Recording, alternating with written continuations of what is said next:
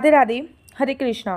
कैसे हो आप सभी लोग? आशा करती हूँ आप सभी परम मंगल में होगे, स्वस्थ होगे, अच्छे होगे। सबसे पहले आप सभी को देव उठनी एकादशी की अनंत और अनंत शुभकामनाएं। देव उठनी एकादशी से लेके पूर्णमासी तक आप ये उपाय कभी भी कर सकते हैं। आप चाहो तो देव उठनी एकादशी पे कर सकते हो, द्वादशी वाले दिन कर सकते हो, या फिर पूर्णमासी वाले दिन ये उपाय कर सकते हो, लेकिन करने आपको कार्तिक के महीने में ही है। देव उठनी एकादशी के दिन ये उपाय करने से आपको मनवांछित फल की प्राप्ति मिलती है।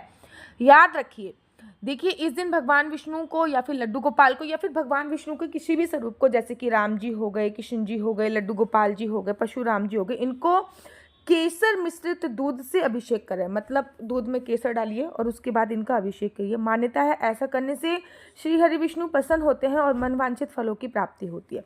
अगर आपके घर पे भी पैसा टिकता नहीं है, आर्थिक संकट से छुटकारा नहीं मिल पा रहा है, तो एकादशी वाले दिन भगवान विष्णु के मंदिर में मिठाई या फिर खीर याद रखिए कि चावल की खीर इस दिन बनती नहीं है एकादशी वाले दिन। द्वादशी वाले दिन कर रहे हो तो आप चावल की खीर का उपयोग कर सकते हो। एकादशी वाले दिन चावल की खीर नहीं बनती। एकादशी वाले दिन कर रहे हो तो आप मखाने की खीर या फिर साबूदाने की खीर का उपयोग कर सकते हैं, और उसमें तुलसी का पत्ता जरूर डालें। इससे भगवान विष्णु की विशेष कृपा होगी, और उसको भगवान विष्णु के किसी मंदिर में जाकर रख के आए। एक पत्तल ले लीजिए, डोंगा ले लीजिए, उसमें रखकर भगवान विष्णु को चढ़ाकर आप वापस आ जाइए। याद रखिए, ये उपाय मंदिर में करना है, घर के मंदिर में नहीं। घर के बाहर भगवान जी की जो प्रतिष्ठित प्रतिमा होती है उसमें ही ये उपाय करना है। एकादशी वाले दिन अगर आप पीले रंग के कपड़े, पीले रंग के फल, पीले रंग का अनाज भगवान विष्णु को समर्पित करते हैं, तो इसके बाद ये सभी वस्तुएं आप गरीबों को दान करते हैं, तो आपको अनंत गुना फलों की प्राप्ति होती है। मैं हमेशा कहती हूँ कि एकादशी वाले दिन पीले रंग के वस्त्र धारण कीजिए, ठीक है ना। देखो, एकादशी और भगवान विष्णु का विशेष संबंध है, और भगवान विष्णु का संबंध विशेषकर पीली चीज़ों से है। तो आप केला दान कीजिए इस दिन, पीले रंग के लड्डू दान कीजिए। भगवान गणेश को हमेशा जो लड्डू दान किए जाते हैं वो बूंदी के होते हैं, लेकिन विष्णु भगवान जी के लिए जो लड्डू दान किए जाते हैं वो बेसन के लड्डू दान किए जाते हैं, ठीक है ना।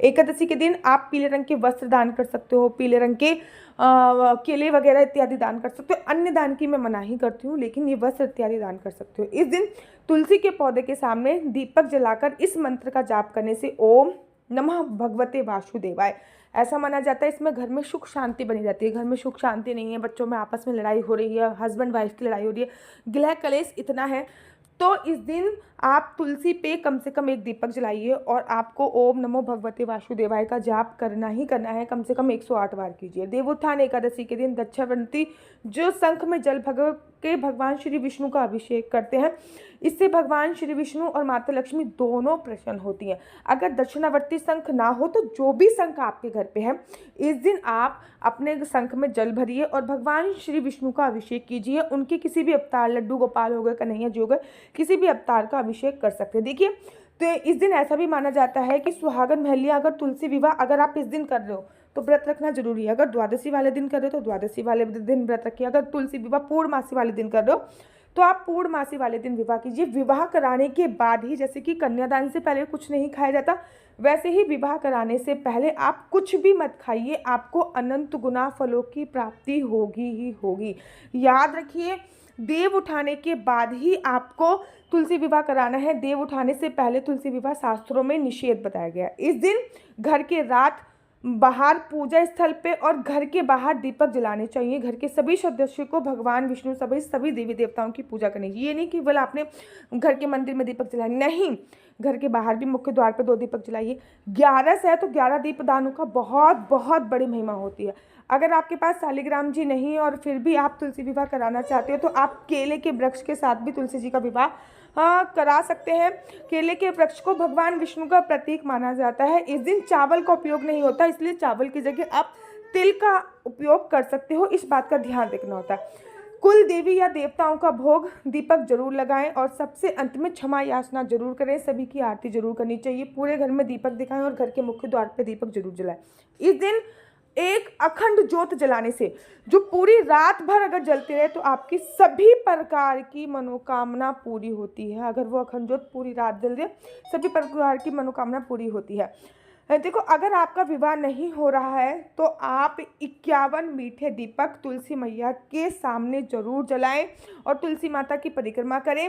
और उसके बाद ये जो मीठे दीपक है ना, ये प्रसाद स्वरूप आप सब में बांट सकते हैं। घी के दिए जला लीजिए और घी के दिए आटे के मीठे दीपक जैसे ये जला लीजिए। उसके बाद तुलसी माता के सामने ये रखिए और उसके बाद परिक्रमा जरूर करते हुए आपका विवाह जरूर और जरूर होगा। इस दिन घर के जितने भी सदस्य होते हैं उनको भगवान के चरण, गौ माता के चरण भी जरूर बनाइए। घर में स्वास्तिक के अलावा धार्मिक चिन्ह और रंगोली जरूर बनाइए। जो भी रंगोली आप इत्यादि बना रहे हैं वो आप तिल की बनाइए, ठीक है ना, आटे की बनाइए, मेहंदी की बनाइए, तो उसका विशेष प्रावधान होता है। शाम के समय ही शंख बजाकर, बर्तन को बजाकर और आपको देव उठाने चाहिए। इस बात का भी आपको ध्यान रखना होता है। एकादशी है तो 11 दीपकों का बहुत बड़ा महत्व है।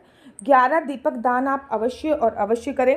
11 दीपक दान कहाँ कहाँ पे करने हैं? 2 घर के मुख्य द्वार पर, एक तुलसी मैया पे दीपक दान अवश्य करें, ठीक है ना। और एक घर के हर एक कमरे में एक एक दीपक दान अवश्य करें। यहाँ पे आपके पानी के पीने का स्रोत है, वहाँ पर एक दीप दान अवश्य और अवश्य करें। और यहाँ पे भी आपके खाने का साधन है, वहाँ पे एक दीप दान अवश्य और अवश्य करें। हर एक कमरों में दीपक दान अवश्य करें। 2 दीपक आकाश दान अवश्य करें। इस प्रकार से 11 दीपक आपको दान करना है। बहुत कम लोग इस बात को जानते हैं। इस दिन बाकी पूजा की तरह लक्ष्मी जी की भी पूजा की जाती है ताकि घर में धन स्थिर बना रहे। एक कमल का फूल लें, उसे माँ लक्ष्मी के मंदिर में जाके समर्पित कर दें। धन में, घर में बहुत ज़्यादा बरकत आपके आएगी। तो एक कमल का फूल माता लक्ष्मी को जरूर और ज़रूर समर्पित कीजिए, क्योंकि माता लक्ष्मी इस दिन बहुत खुश होती हैं, क्योंकि उनके पति 4 महीने के बाद योग निद्रा से जानते हैं। बहुत कम लोग ये भी जानते हैं कि जो बच्चे पढ़ने में लापरवाह हैं, कम पढ़ते हैं, उनके माता पिता उस दिन उनके हाथ से केले का दान जरूर करवाएं। गाय को, कुत्ते को और गरीब लोगों को कुछ ना कुछ अवश्य दिलाएं। केले का दान तो सबसे ही सर्वोत्तम है, उसके साथ गाय को भी कुछ ना कुछ चीज़ अवश्य दिलाएं, ठीक है ना। कुत्ते को भी कुछ ना कुछ अवश्य खिलाएं। आप कुत्ते और गाय को अन्न खिला सकते हैं, इसमें किसी बात की कोई मनाही नहीं। बिजनेसमैन के लिए एक खास उपाय यह है कि एक तुलसी की माला लें, भगवान विष्णु के मंदिर जाएं और उन्हें अर्पित करते साथ ही के साथ 11 बार ओम नमो भगवते वासुदेवाय का जाप करें। बड़े सारे लोगों की जब मैं कुंडली देखती हूँ तो उसमें यही बोलते हैं, दीदी हमारा बिजनेस नहीं चल रहा, बिजनेस नहीं चल रहा, तो ये उपाय अवश्य करें। सिंपल सी एक छोटी सी माला ले लीजिए, लेकिन मंदिर, अपने घर के मंदिर में नहीं, किसी मंदिर में ही जाके समर्पित करने हैं। बड़े सारे लोग ना अपने घर के मंदिर में ये सारी चीज़ें समर्पित करते हैं। बेटा अपने घर के मंदिर में नहीं समर्पित करते, चाहे आपके घर का मंदिर कितना भी अच्छा हो, कितनी भी पूजा पाठ वाला हो, लेकिन आपको जो समर्पित करनी है वो घर के बाहर ही समर्पित करनी है। इस बात का आपको विशेष तौर पे ध्यान देना होता है। एक बात और आप लोग हमेशा ध्यान रखिए कि बताया गया है कि देव उठनी एकादशी पे तुलसी की परिक्रमा और तुलसी की पूजा का विशेष महत्व है। अगर आप तुलसी माता का विवाह नहीं करें तो तुलसी की परिक्रमा और तुलसी की पूजा अवश्य करें। ये मैंने आपको बहुत सारे उपाय बताए हैं, आप इसमें से जो भी उपाय आपको अच्छा लगता है वो उपाय आप कर सकते हैं। मेरा नंबर है 4 बार 9 20 25 65। मैं दोबारा से रिपीट करती हूँ, 4 बार 9 20 25 65। आपका बच्चा जॉब करेगा या बिजनेस करेगा, बिजनेस करेगा तो किस क्षेत्र में बिजनेस करेगा, जॉब करेगा तो किस क्षेत्र में जॉब करेगा, हाँ ये सभी जानकारी आप मेरे से कुंडली के माध्यम से जान सकते हैं। मेरा नंबर है 4 बार 9 20 25 65। इस नंबर पर आप कब कंसीव करेंगे, गर्भधारण का सही समय आपके लिए क्या रहेगा, कंसीव करने का शुभ मुहूर्त क्या रहेगा, और साथ ही शादी का योग आपका कब बन रहा है, ये सभी जानकारी आप मेरे से प्राप्त कर सकते हैं। लेकिन याद रखिए कुंडली देखना बिल्कुल भी फ्री नहीं है, कुंडली देखने के थोड़े से चार्जेस हैं। और इस नंबर पे प्लीज़ मुझसे किसी भी प्रकार का कोई क्वेश्चन आंसर पूछने के लिए फ़ोन मत कीजिए, क्योंकि इस नंबर पे मैं किसी भी प्रकार के कोई क्वेश्चन आंसर का रिप्लाई नहीं देती हूँ। इस नंबर पे केवल और केवल मैं कुंडली देखने के लिए उपयोग करती हूँ। अगर आपके कोई भी क्वेश्चन है तो आप मेरी इंस्टाग्राम ID पे जाइए डॉक्टर आशु दीदी, और वहाँ पे आप मुझसे क्वेश्चन पूछिए।